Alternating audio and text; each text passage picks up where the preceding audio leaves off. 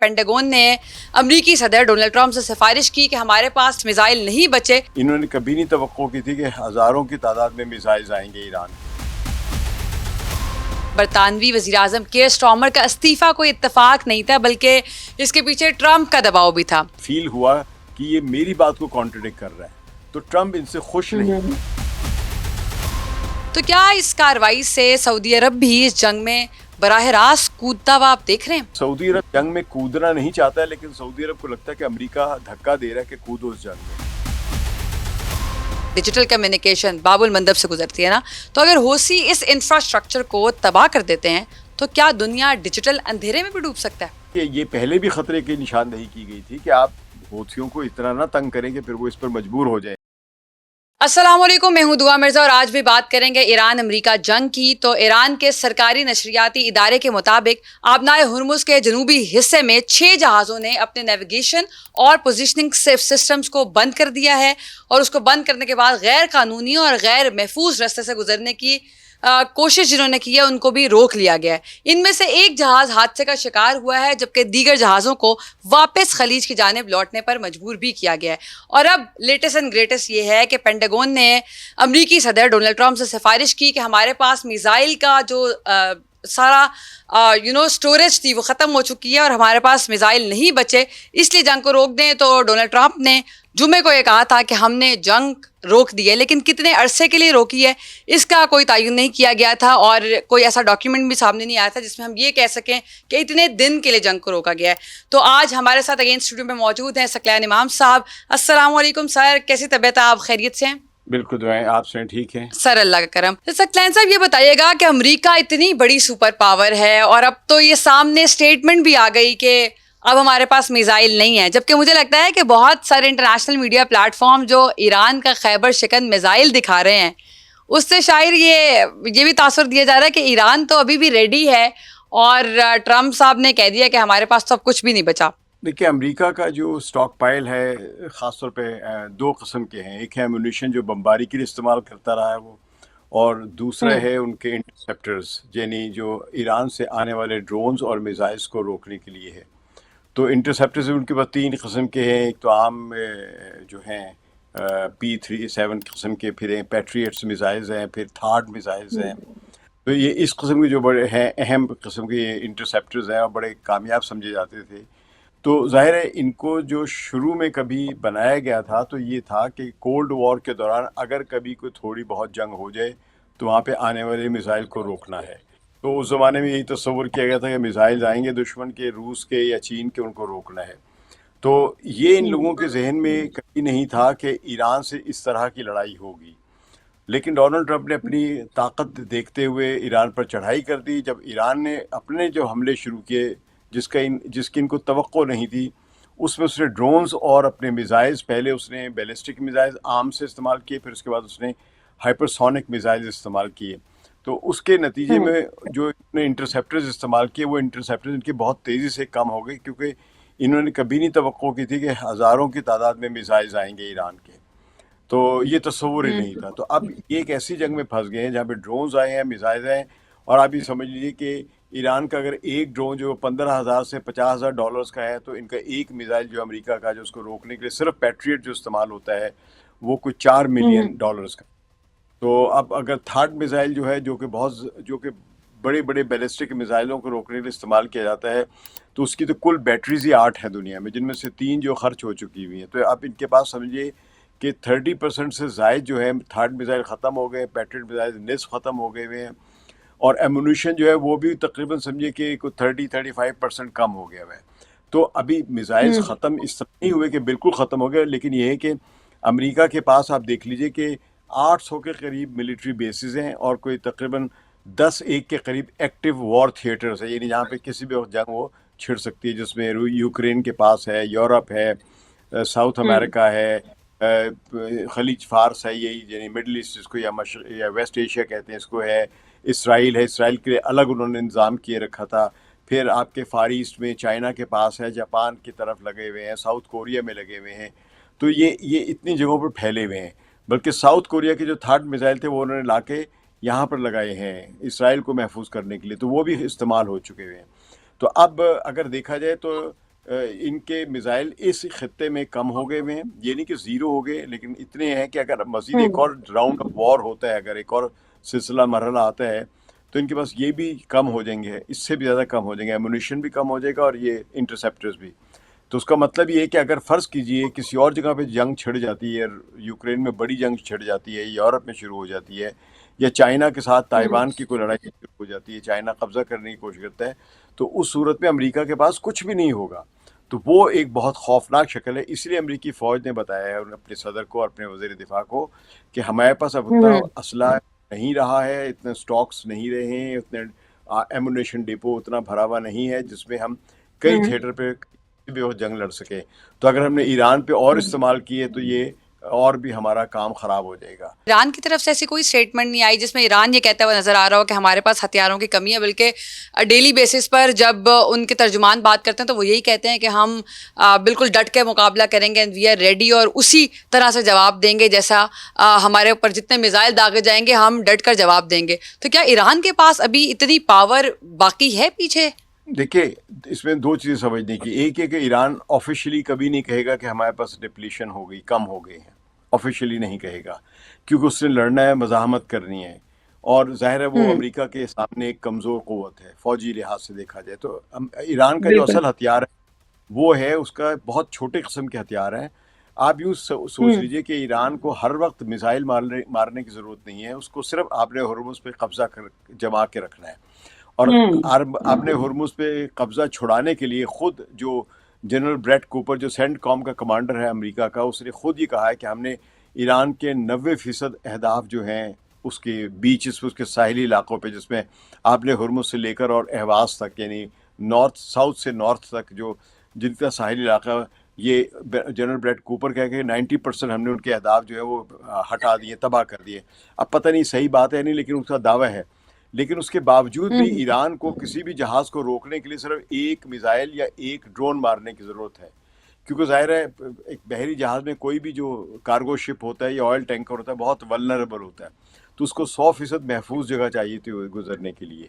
تو اب یہ اس حالت میں وہ جنرل بریٹ کوپر 90% کیا 100% بھی اگر تباہ کر دے ساحلی علاقوں پہ جو ایران کا دفاعی نظام ہے یا ان کے ٹاورز ہیں، تو ایران ساحلی علاقوں سے پیچھے ہٹ کے میزائل چلا سکتا ہے. ایک تو یہ صورتحال ہو گئی. دوسری یہ کہ ایران کے ابھی تک جو ویسٹرن انٹیلیجنس رپورٹس جو آئی ہیں، جو چھپی ہیں، ان کے مطابق ان کا یہ خیال تھا کہ ایران کے پاس 7,000 میزائلز ہیں، اور ڈرونز کے متعلق ان کا خیال تھا کہ 30,000 ڈرونز ہوں گے. لیکن یہ صرف ویسٹرن انٹیلیجنس کا اندازہ ہے جس کی کوئی ضمانت نہیں کہ صحیح ہے انٹیلیجنس یا نہیں، کیونکہ ویسٹرن انٹیلیجنس بہت زیادہ غلط ثابت ہو رہی ہیں. جس طرح ان کا خیال تھا کہ جیسے ہی سید علی خامنہئی کو ہم قتل کریں گے فوراً ہی جناب وہاں پہ خو ہو جائے گا، تو وہ تو نہیں ہوا. پھر ان کا خیال تھا کہ بڑی لوگ ایک دم سے سڑکوں پر نکل آئیں گے، یہ ان کا آمرانہ نظام ختم ہو جائے گا. پتہ لگا لوگ جو ہیں وہ ان کے جنازے میں کروڑوں میں شریک ہوئے. تو ویسٹرن انٹیلیجنس جو ہے وہ ایک ایسی انٹیلیجنس سسٹم ہے جس میں وہ ہوتا ہے نا کہ ایک ایکو چیمبر چل رہا ہوتا ہے کہ میں جو آواز دوں وہی گونج کر واپس آ جائے. تو ان کا یہ ایکو چیمبر چل رہا ہے ان کی انٹیلیجنس سسٹم کا، ویسٹرن امریکن، اسرائیلی بھی ایون، کہ ان کو یہ خود اپنی پروپیگنڈا کرتے کہ ایران تباہ ہو گیا، تباہ ہو گیا. تو ایران تو تباہ ہوگا جب بمباری کرو گے، لیکن اصل مسئلہ ہے کہ کیا اس تباہی کے بعد ایران آپ کی بات ماننے کے لیے تیار ہو گیا؟ وہ نہیں تیار ہے. تو کیا مزید بمباری کرو گے؟ تو وہ کہتا ہے کر لو. تو اب ایران کو جو اصل میں استعمال کرنا ہے تو اپنے 15,000 50,000 ڈالرز کے ڈرونز استعمال کر رہے ہیں، یا 1 لاکھ یا 2 لاکھ کے میزائل. صرف چند ایک میزائل ہیں جن میں آپ نے جو نام لیا خیبر شکن ہے اور ایک سجیل 2 ہے، یہ ہیں جو ہائپرسونک میزائلز ہیں. اور ہائپرسونک میزائلز کا مطلب ہوتا ہے کہ آواز کی رفتار سے کوئی 5 سے 10 گنا زیادہ تیز رفتار ہوتے ہیں، اور ابھی تک ان کو روکنا ممکن نہیں ہے. اور یہ اس قسم کے ہائپرسونک میزائل ایران کے پاس ضرور کم ہے، لیکن ان کے پاس جو 400 کلومیٹر یا 600 کلومیٹر تک مار کرنے والے جو میزائلز ہیں، وہ شاید، میں اس لیے کہہ رہا ہوں یہ بات، کہ وہ شاید لاکھوں میں ہوں، 3-4 لاکھ بھی ہو سکتے ہیں. اس کی وجہ یہ ہے کہ اس قسم کے میزائل جو ہے وہ ایران سن 80 کی دہائی سے بنا رہا ہے، اور کمپیریٹیولی چیپ بھی ہے نا، بہت چیپ ہے ان کے. اب دیکھیں ڈرون ہی جو ان کا شاہد ڈرون جو ہے وہ 15 سے، یعنی وہ بہت دور والا ہوگا تو 50,000 ڈالرز کا بنے گا، قریب بار کرنے والا ہوگا تو $15,000. $15,000 جو ایک اسلحے کی اگر انٹرنیشنل وار میں دیکھا جائے تو یہ سمجھے کہ ٹگے ٹگے کے ہیں، یہ اس بھاؤ بک رہے ہیں. پھر اس میں ایران نے بھی اور بھی کچھ لے کے آیا، یہ عرش لے کے آیا ہے میزائل، وہ نئی ایڈوانس فارم کا ہے. پھر ایک انہوں نے یہ شاہد جو تھا 136 ماڈل کا تھا، اب انہوں نے 157 ماڈل کا میزائل لے کر آئے ہیں جو راکٹ سے چلتا. اب تک جو ان کے میزائل یہ ڈرونز جو تھے یہ پروپلر سے چلتے، یعنی پنکھے سے چلتے تھے. اب ان کا ہے جیٹ انجن والے، یعنی راکٹ ان میں لگا ہوتا ہے، وہ بڑی تیز رفتار سے چلتے ہیں اور بڑی دور تک جا سکتے ہیں. پھر ابھی آپ نے خبر سنی ہوگی کہ کیسپین سی میں، یعنی کہ جو ایران کے جو شمال میں جو ایک جزیرہ نما سمندر جو کیسپین سی جسے کہتے ہیں، وہاں سے ایک کارگو شپ تھا جو روس سے سامان لے کر آ رہا تھا ایران کی طرف، کیسپین سی کی بندرگاہ کی طرف جو ایران میں ہے. تو اس کارگو شپ میں دراصل بہت سارے ڈرونز تھے جن میں روس نے ان کو جیٹ انجنز لگا کے بھیجے تھے. تو اس کا مطلب ہے کہ ایران نے وہاں سے بھی وہ حاصل کر رہا ہے، روس کو بھی دے رہا ہے جیٹ انجن اپنے، ڈرونز دے رہا ہے، اور جو ڈرونز جو دے رہا ہے وہ دیتا ہے پروپلر یعنی پنکھے والے. اور وہاں سے روس جو ہے ان کو کچھ خود استعمال کرتا ہے ان ڈرونز کو، اور کچھ ڈرونز میں راکٹ یا جیٹ انجن لگا کر ایران کو واپس بھیج رہا ہے. تو اس لیے ایران لڑ رہا ہے یہاں پہ. تو اب یہ اس قسم کی جو صلاحیتیں ایران کی، وہ دکھا رہی کہ ایران کا اسلحہ کم نہیں ہے، دنیا تسلیم کر رہی ہے، جو کہ امریکن پیپرز میں چھپ چکا ہوا ہے، نیو یارک ٹائمز میں بھی چھپ چکا ہے، واشنگٹن پوسٹ میں بھی چھپ چکا ہوا ہے، اور یہ وال اسٹریٹ میں بھی چھپ چکا ہوا ہے. جو انٹیلیجنس لیکس جو امریکہ کی اپنی اسسمنٹس ہیں میں کہہ رہا ہوں، ان کے خیال میں ایران کا صرف 30% اسلحہ استعمال ہوا، 70% ابھی بھی محفوظ ہے. تو اگر 149 دنوں کی جنگ کے بعد بھی اگر ان کا 70% کے قریب اسلحہ موجود ہے تو اس سے اندازہ لگا لے کہ یہ امریکہ کہہ رہا ہے، دشمن یعنی ملک کہہ رہا ہے ایران کا. تو ایران نے خود ابھی کوئی دعویٰ نہیں کیا. ہاں، مطلب ایران نے خود ابھی کوئی دعویٰ نہیں کیا کہ ہمارے پاس کتنے میزائل یا ڈرونز ہیں یا کتنے نہیں ہیں. بس انہوں نے کہا کہ ہمارے پاس بہت کچھ، ہم لڑ لیں گے، ہم لمبی جنگ بھی لڑ سکتے ہیں. صحیح، جذبوں کی جنگ بھی ہے نا. اچھا سکلین صاحب یہ بتائیے گا کہ عالمی مبصرین یہ مان رہے ہیں کہ برطانوی وزیر اعظم کیئر اسٹارمر کا استعفیٰ کوئی اتفاق نہیں تھا، بلکہ اس کے پیچھے ٹرمپ کا دباؤ بھی تھا. اب برطانیہ کا نیا وزیر اعظم آتے ہی برطانوی اڈے سے امریکی بمبار طیارے نے ایران پر بھی میزائل داغے ہیں. تو کیا یورپ آج بھی امریکہ کی جنگ میں ویسے ہی سہولت کاری کے لیے تیار ہے جیسے افغان جنگ میں، جیسے عراق جنگ میں تھا؟ نہیں، ویسے نہیں تیار ہے، لیکن یہ ضرور ہے کہ آپ دیکھ لیجئے کیئر اسٹارمر کے آنے سے پہلے جتنی بھی سہولتیں دے سکتے تھے برطانیہ کے رشی سونک نے یا بورس جانسن نے، وہ دیتے رہے ہیں. لیکن ان کے زمانے میں جنگ کوئی نہیں تھی. تو جنگ جو ہوئی ہے وہ ہوئی ہے کیئر اسٹارمر کے زمانے میں. حالانکہ کیئر اسٹارمر کی پالیسیز میں اور اینڈی برنم کی جو سہولتیں جو ہے یا ان کی پالیسیز جو فارن پالیسی میں کوئی بنیادی فرق نہیں ہے، بلکہ یہ ہوا ہے کہ جو کیئر اسٹارمر کر رہے تھے اسی کا تسلسل ہے اینڈی برنم کی پالیسیز میں. صرف فرق یہ ہے کہ کیئر اسٹارمر نے ایک لفظ کہا تھا کہ امریکہ جو دفاعی ضروریات کے لیے، یعنی اپنے دفاع کے لیے برٹن کے بیسز یوز کر سکتا ہے، اور اسے کرنے بھی دیے تھے. لیکن اینڈی برنم میں یہ بڑا کھل کے کہہ دیجیے جو مرضی کر سکتے ہو کرو، آپ یہاں پہ استعمال کرو ان کو. تو ایک لحاظ سے پالیسی میں کوئی تبدیلی نہیں، لیکن یہ ضرور ہے کہ کیئر اسٹارمر کیونکہ بہت پروفیشنل اور بہت ہائی کوالٹی کا ایک وکیل تھا، تو وکیل پڑھا لکھا ہونا، بڑی ہائی کوالٹی کا آدمی ہونا، تو ایک اس کی ایک تھوڑی سی پرسنل ریپوٹیشن اور ایک انٹیگریٹی بھی ہوتی ہے کہ میں جو بات کروں ایک اصول کے تحت کروں. چاہے امریکہ کی مدد بھی کرنی ہو تو ہمیشہ اصول بیان کر کے وہ کرتے تھے کہ ہاں ہم اس لاء کے تحت کریں گے، اس قانون کے تحت کریں گے. مثال طور پہ ڈیگو گارشیا کے جو جزائر ہیں، یہ جو یعنی جو انڈین اوشین میں ہیں، جو ابھی بھی امریکہ استعمال کر رہا ہے اور کیئر اسٹارمر کے زمانے میں بھی استعمال کر رہا تھا، اور لیکن اس میں کیئر اسٹارمر نے پوزیشن یہ لی تھی کہ امریکہ ان کو استعمال کر سکتا ہے، لیکن یہ اصل میں موغادیشو جو ملک ہے افریقہ کا، اس کے یہ جزائر ہم ان کو واپس ہینڈ اوور کریں گے، لیکن 100 سال کی لیز پر اپنے پاس رکھیں گے. یعنی پریکٹیکلی کوئی فرق نہیں پڑا، عملی طور پہ 100 سال تک یہ برطانیہ کے پاس ہی رہیں گے ڈیگو گارشیا کے جو جزائر ہیں. لیکن یہ کہ ہم فی الحال اس جزیرے پہ جو ہمارا اڈا ہے اس کو استعمال کریں گے، لیکن اس کی ملکیت جو ہے وہ ہم تسلیم کرتے ہیں کہ یہ موغادیشو کنٹری کی ہے. تو لیکن ٹرمپ کو یہ ایک قسم کا یہ ایک فیل ہوا کہ یہ میری بات کو کانٹرڈکٹ کر رہا ہے. تو ٹرمپ ان سے خوش نہیں تھا، حالانکہ انہوں نے ان کو ناراض نہیں کیا. انہوں نے صرف ایک جو برٹش پالیٹکس میں جینٹلمین پالیٹکس ہوتی نا، کہ آپ ہر بات جو ہوتی ہے اصول کے تحت کرتے ہیں، پرنسپل کے تحت کرتے ہیں، چاہے غلط بھی کر رہے ہو تو اس کا بھی قانونی جواز آپ پیدا کرتے ہیں.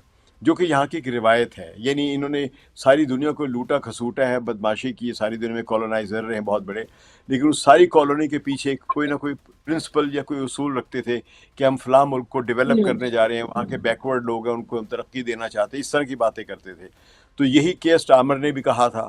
تو یہ چیز ڈونلڈ ٹرمپ کو پسند نہیں, کیونکہ ڈونلڈ ٹرمپ تو کھلی بدماشی کر رہا ہے, کسی کو میں اٹھا لوں گا, کسی بھی ملک کو چاہتا ہے میں ٹیکس لگا دوں گا, گرین لینڈ چھین لوں گا, کینیڈا پر قبضہ کر لوں گا, اس کو امریکہ کے اندر شامل کر لوں گا. اب یہ ایسی باتیں جو کوئی بھی آج کے دور میں یا پہلے بھی کبھی کوئی کہنا مناسب نہیں سمجھی جاتی تھی, کیونکہ یہ ممالک جو ہیں یعنی گرین لینڈ یعنی ڈنمارک وغیرہ یہ جو ہیں یہ تو بھائی امریکہ کے اتحادی, نیٹو کے ارکان ہیں یہ, اور کینیڈا بھی نیٹو کا ملک ہے اور امریکہ کا ہم بڑا پرانا اتحادی رہا ہے. تو جب ان کے ساتھ ٹرمپ نے اس قسم کی بدماشی کی تو وہ کسی بھی یورپی ملک کو پسند نہیں آئی, کسی نے کھل کے اس کو روکا بھی نہیں. لیکن کیئر سٹارمر نے کم از کم اشارتاً یہ کہا کہ ہم جو کچھ بھی آپ کے ساتھ کر رہے ہیں یہ ہم اپنی لاس کے تحت کر رہے ہیں, آپ کی مرضی کے تحت نہیں کر رہے. تو یہ چیز ٹرمپ کو پسند نہیں آئی تھی.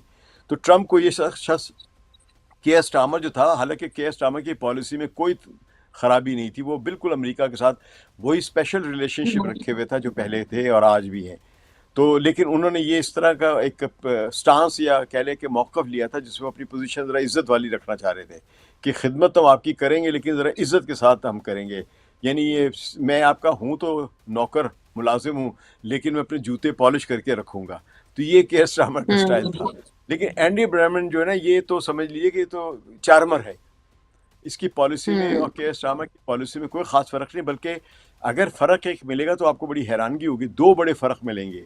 کیئر سٹارمر کی حکومت میں عام یعنی جنتا, عام لوگوں کی جو نمائندگی والے جو ایم پی سے ان کی زیادہ تعداد تھی اس کی کیبنٹ میں, یعنی عام کالجز یونیورسٹی سے پڑھے ہوئے لوگ.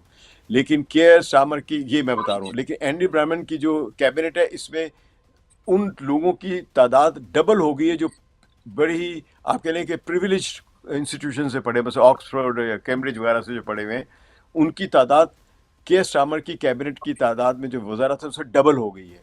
پھر یہ کہ اس کی جو کیبنٹ میں جو اکثر وزراء ہیں ان میں سے ایک یا دو کے, باقی سب کے سب جو ہے وہ پرو اسرائیل ہیں نظریات کے لحاظ سے. کیئر سٹارمر خود بھی پرو اسرائیل تھا, لیکن اس کی کیبنٹ میں ایسے بھی لوگ تھے جو اختلاف رکھتے تھے. لیکن اس کی کیبنٹ میں صرف دو لوگ ہیں جو مخالف نہیں ہیں اسرائیل کے, لیکن یہ کہ باقی سب کے سب جو ہے وہ پرو اسرائیل ہے. تو مطلب ایک لحاظ سے یہ ایک قدم آگے ہے خوشامد کرنے کے لیے ٹرمپ کی اور نتن یاہو کی اینڈی برامن کی پالیسیز میں. بس سر یہ اگر ابھی سیز فائر ایسے ہی رہا تو پھر ایک دو دن میں نا آپ سے جو پرسنالٹیز ہیں ان کی پروفائلنگ پر بھی بات کریں گے. آپ بڑی اچھی طرح پروفائل کرتے ہیں ان کو. سر اگر یمن کی بات کریں تو یمن کے حوثی ایران جنگ میں شامل ہونے کے لیے سب سے پہلے تیار نہیں تھے, پھر تقریباً 5 مہینوں تک حوثیوں نے اس جنگ پر کوئی رد عمل بھی نہیں دیا, لیکن اچانک جنگ میں کود بھی پڑے اور پھر سعودی عرب پہ میزائل کے حملے بھی کیے اور بہت معنی خیز نعرہ لگا دیا کہ اب محاصرے کا بدلہ محاصرہ ہی ہوگا. تو کیا اس کارروائی سے سعودی عرب بھی اس جنگ میں براہ راست کودتا ہوا آپ دیکھ رہے ہیں؟ دیکھیے ایک جو آپ کا سوال ہے اس میں بہت اچھی بات آپ نے خود ہی بیان کی, لیکن اس کو میں ذرا دہراؤں گا کہ یمن کے اس ایٹیٹیوڈ سے کہ اس نے پہلے جو جنگ ہوئی تھی پوری 140 دن تک جو ہوتی رہی اس میں اس نے کوئی ایکٹیو رول نہیں کیا, تو یہ اس بات کا ثبوت ہے کہ انصار اللہ ہوتی جو یمن کے ہیں یہ اپنی انڈیپینڈنٹ پالیسی رکھتے ہیں, جبکہ دنیا یہ الزام لگاتی رہتی ایران کے پراکسیز ہیں. اگر یہ ایران کے پراکسیز ہوتے تو ایران کے اشارے پر فوراً ہی یہ حملہ کر دیتے. تو اس کا مطلب ہے کہ اس کے پراکسی نہیں, اتحادی ہیں, اپنے اپنے انٹرسٹ کے لحاظ سے چل رہے ہیں. لیکن ایران کے ساتھ جو ان کا اتحاد ہے وہ دراصل اسرائیل اور امریکہ کے خلاف ایک نظریہ رکھنے کی وجہ سے ہے, نہ کہ یہ کہ پراکسی ہے یہ کسی ملک کا. ایک یہ چیز ہے.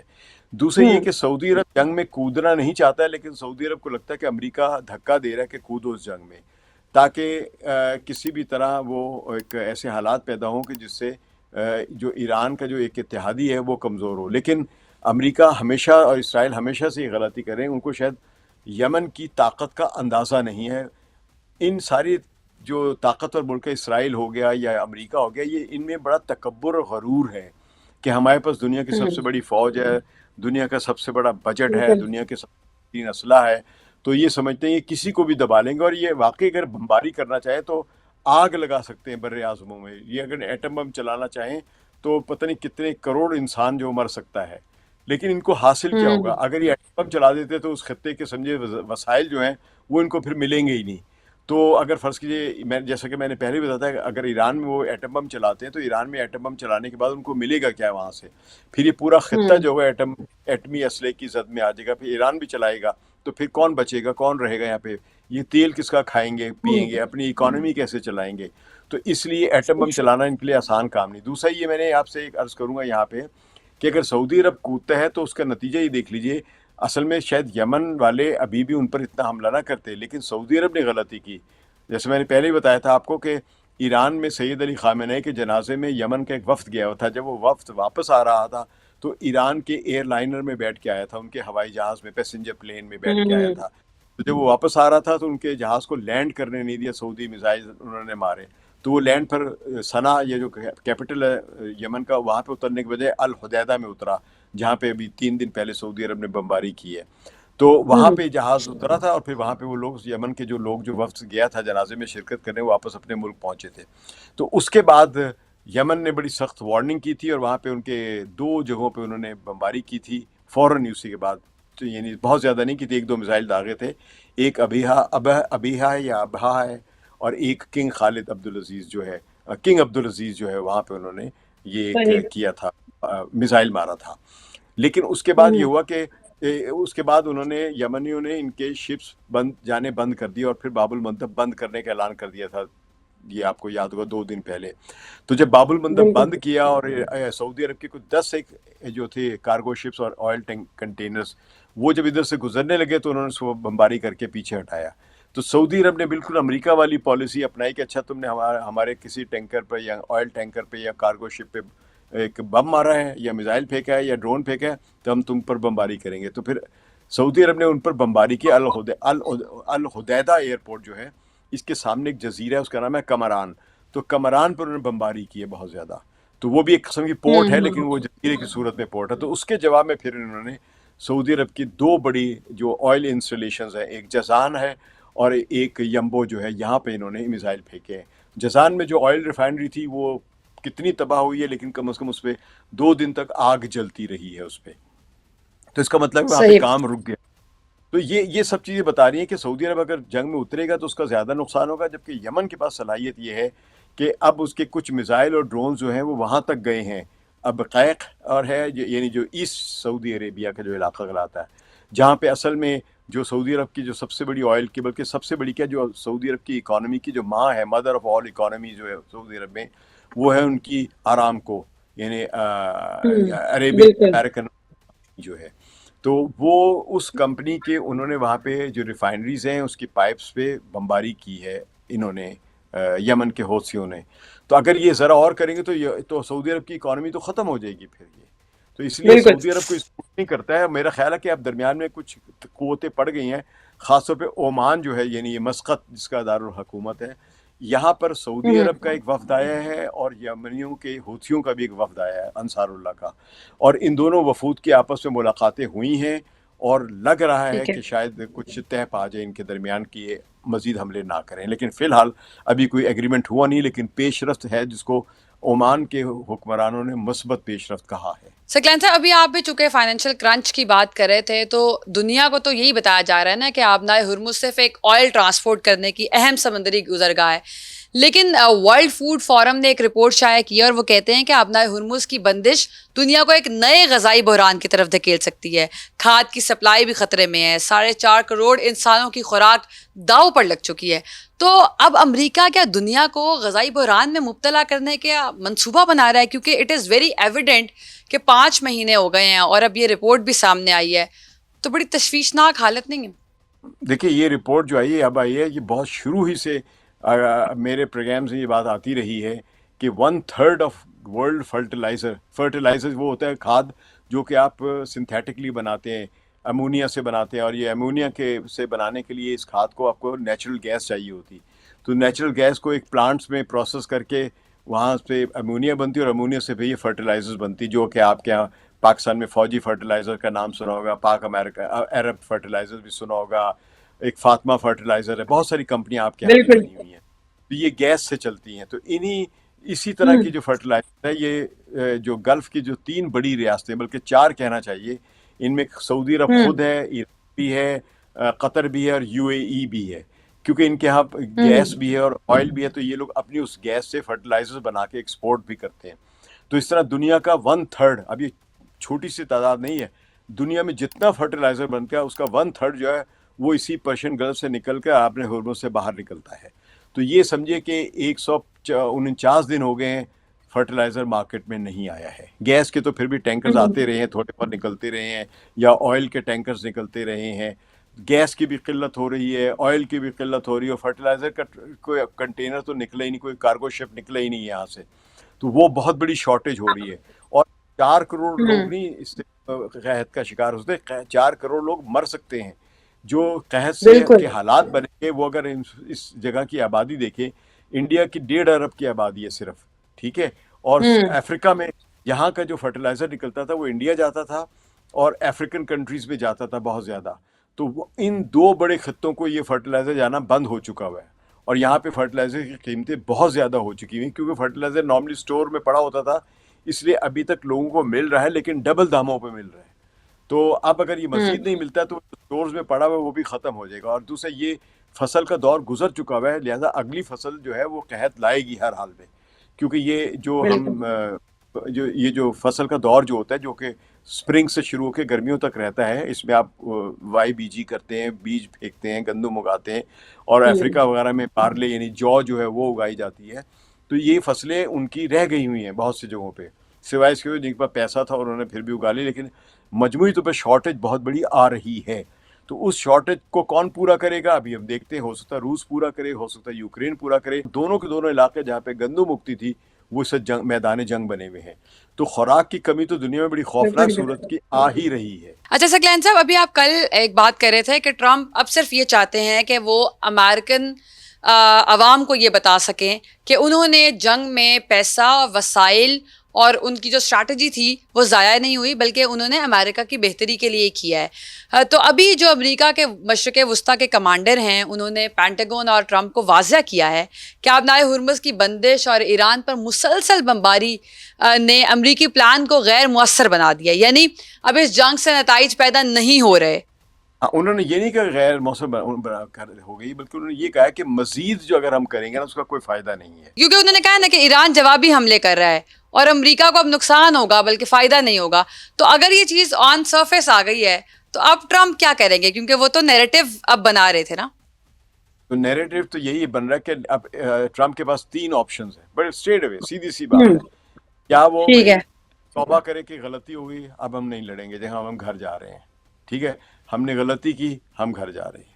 یا وہ ایران پر بھرپور قسم کی ایئر بمبارڈمنٹ کرے، جس کے بارے میں اب آپ نے سن لیا کہ جنرل بریڈ کوپر جو ہیں یعنی سینٹ کام کے جو کمانڈر ہیں، اور خود جنرل ڈین کین جو کہ chairman joint chiefs of staff committee ہے امریکہ کے، ان دونوں نے یہ کہا ہے کہ اب ہم یعنی جنرل کین نے تو کہا ہے کہ ہمارے پاس انٹرسیپٹرز کم ہو گئے، ڈپلیشن ہے، جبکہ جنرل بریڈ کوپر نے کہا ہے کہ اب جتنی بھی ہم بمباری کریں گے اس کا کوئی فائدہ نہیں ہوگا، وہ اسلحہ ضائع کرنے والی بات ہے. تو اس لیے اس نے انکار تو نہیں کیا، لیکن یہ کہہ لے کہ اس نے مشورہ دیا کہ اب یہ مزید نہ کریں.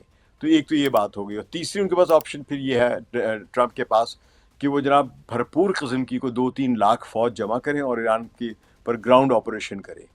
تو اب یہ تینوں چیزیں جو ہیں فی الحال نظر نہیں آ رہی کہ ٹرمپ صاحب کیا کریں گے، کیونکہ اگر وہ یعنی جو وقفی وقفہ ہے اس میں بھی اسٹریٹجی بنائیں گے. ہاں، یعنی اس میں ان کے پاس اسٹریٹجی ہے ہی نہیں کوئی. یہ جنگ ہی کوئی اسٹریٹجی کے بغیر لڑی گئی تھی. اگر وہ پہلے آپشن پہ جاتے یعنی وہ واپس چلے جاتے تو پھر امریکہ میں ذلیل ہوں گے. اس لیے وہ بیانات بڑے بڑے اونچے دیتے ہیں، لیکن وہ جب بھی وہ بیان دیتے ہیں ایران جو ہوتا ہے ان کی پھونک نکال دیتا ہے. یعنی ان کا بیان جو تو وہی کہتے ہیں ہم نے ایران کی نیوی تباہ کر دی، ایئر فورس تباہ کر دی. وہ اپنی نیوی بھی دکھا دیتے ہیں اور وہ بمبارڈمنٹ بھی کر دیتے ہیں.